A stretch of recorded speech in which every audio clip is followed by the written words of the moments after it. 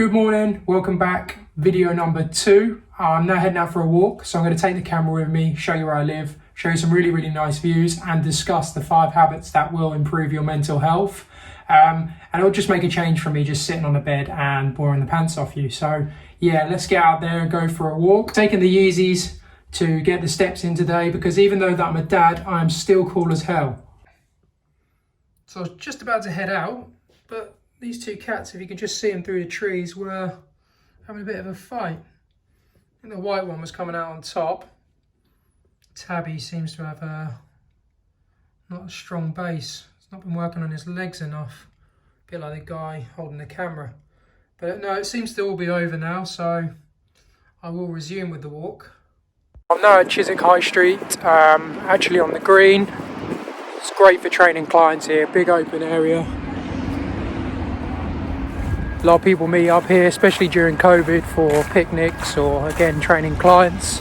And got myself a coffee from a little place. It's actually a phone box which they converted into a coffee shop, which is a great idea, and it's been very busy, obviously because they can serve people outside. So it's an idea that I wish I'd have thought about, but hey ho.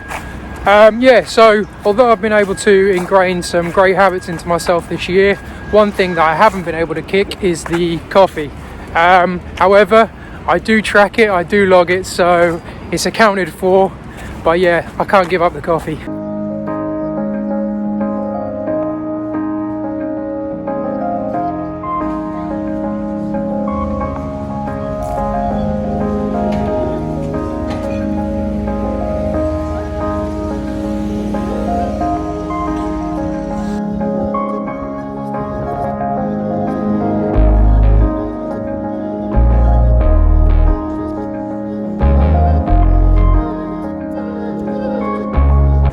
So I'm now at Hammersmith Bridge, you can see it there in the background.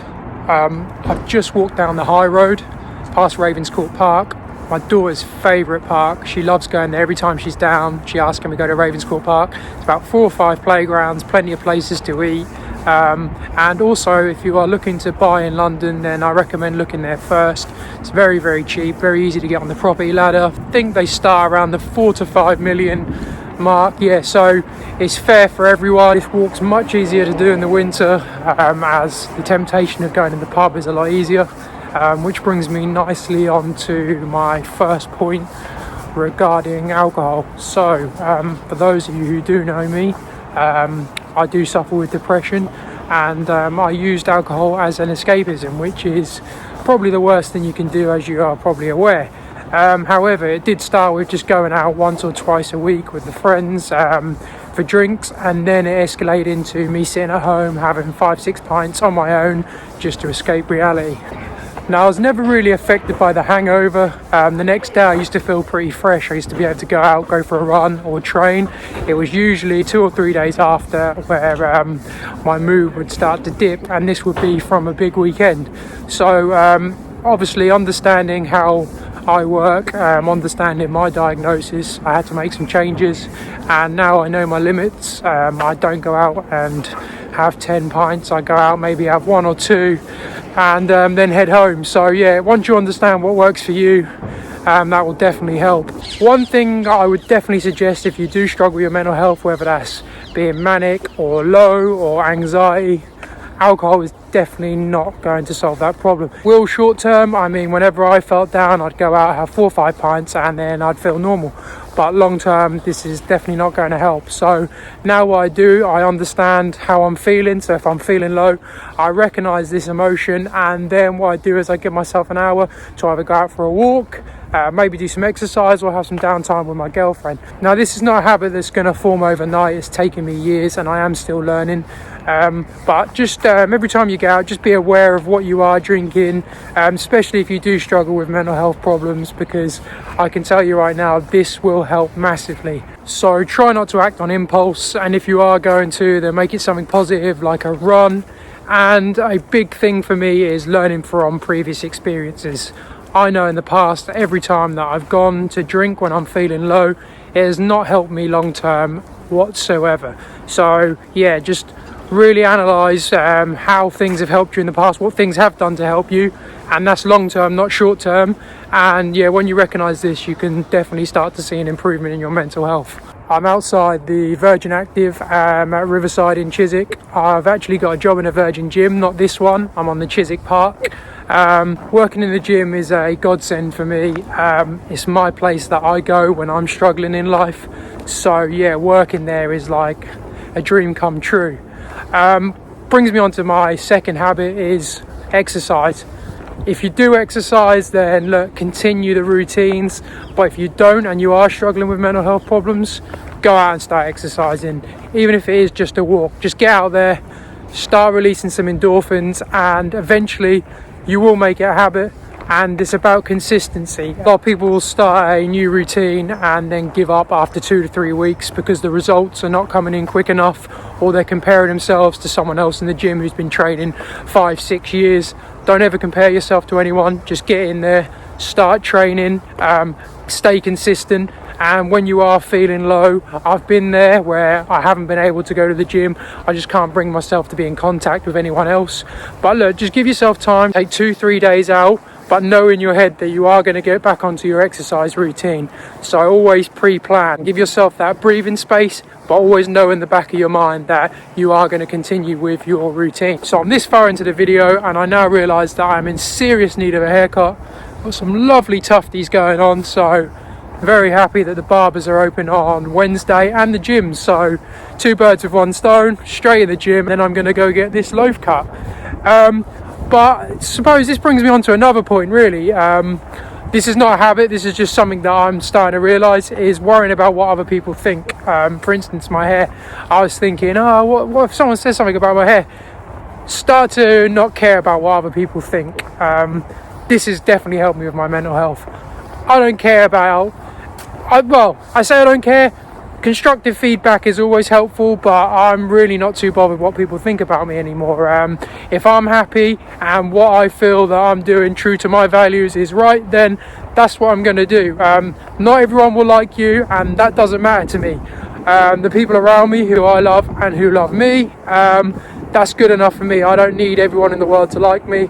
I'm just looking to send my message out, my experiences with my mental health problems and how I've overcome them, and if I can do that, then I'm happy. So I've just gone underneath Chiswick Bridge, which you can see in the background, getting a bit closer to home. Done about 15,000 steps. Gonna head towards Kew Bridge, got about 5,000 steps to go. So plenty of time to discuss the third habit. So habit number 1 was limit your alcohol intake. Number 2 was exercise, and number 3 is reading. Start to read books on the mind, emotions and behaviours and people's performance levels, and you can then start making some changes in your own life, and I can assure you it will definitely benefit your mental and physical well-being. I'm going to put 5 books in the link below. First being David Goggins' You Can't Hurt Me, great book for human limits. Book 2, Brendan Burchard, High Performance Habits, again shows you why some people are really successful in life and others aren't. So it shows you that separation on why people make it to the top. Number 3 is The Chimp Paradox. This is a great book for understanding emotions and reactive behaviour. So that one I definitely would highlight for anyone struggling with mental health problems.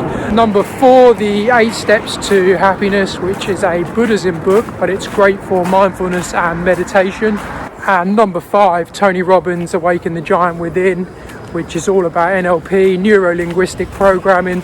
Great book for understanding habits and addictions. It shows you how bonds are formed and how to break them bonds. So yeah, Awaken the Giant Within by Tony Robbins. That's a great book to learn about addiction.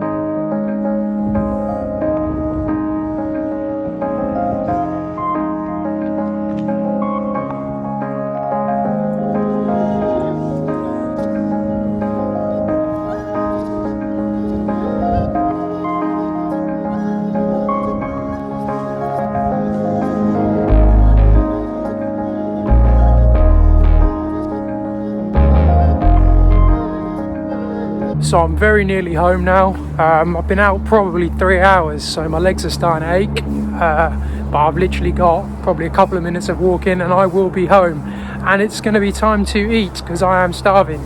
So yeah, number 4, very short and sweet, get enough sleep in. They recommend 8 hours. 7 to 9 is kind of like the optimum window. And also try to get to bed before midnight, because between the hours of 10 and 2 is meant to be the prime time for heal and repair. So if you're going to bed at 1, you're probably only actually getting an hour where your body is at its maximum healing capabilities, if you like. So yeah, that's a big one. Get enough sleep and try not to go to bed too late, which is not always possible. My girlfriend is very, very hard working. She works long hours. She has a very stressful job. So sometimes she doesn't finish till 8, 9 at night. So by the time we have our downtime, we struggle to go to bed sometimes before midnight. But we are working on it. It's something that we're both trying to get into a habit of doing. But like I said, anything that you want to form as a habit, you just have to keep trying to ingrain it into your system, and eventually it will happen. So I'm back, 21,000 steps in the bag, so not bad going. Like I said, I've been out there probably 3 hours, so I'm gonna have something to eat. Then I've got a resistance training to do this afternoon, a pull routine. So I'll spend a couple of hours having a bit of downtime, and then I'll be back training again. But lastly, point number 5, these are not in a particular order. In fact, this is probably one of the most important for maintaining good mental health, is nutrition. Got an apple on the go now.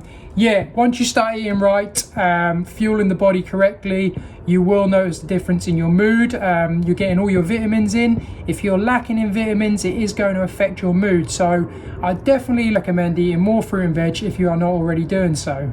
I do track all my calories, but this is just from a training perspective. From mental well-being, I don't think that you need to start tracking calories. I just think you need to get good wholesome foods in, and it will definitely help lift your mood. I work on a 80-20 diet, so 80% of the time I eat clean, and like I said, I track. And then 20% of the time I will eat what I want when I want. So 80-20 works pretty well for me. Gives me a little bit of flexibility on my diet. Some people are a lot stricter, some people are like 90-10, some people are 100%, but no, I still like to enjoy the odd Five Guys and things like that. So yeah, I'm never going to be a saint. So if you think your diet could improve, take baby steps. Just put some more greens on your plate, or whatever it takes. Just add a few more nutritious foods to your meals and see if that changes your mood. So those are the 5 habits that have helped me improve my mental well-being, and I hope that you can take something from the video to use to improve yours if you are struggling. If someone would have told me 2 years ago that I'd be standing here making a video on mental and physical well-being, I would have told them that I probably won't be alive in 2 years, let alone making videos. So if anyone is struggling and they can't see any light at the end of the tunnel, I'm not standing here as a God figure, but it's just to show you that there certainly is light at the end of the tunnel. And yeah, that brings me to the end of the video. So if you did like the video, please give us a like and subscribe to my channel. I'm going to be putting more of these videos out there. And yeah, thanks for listening.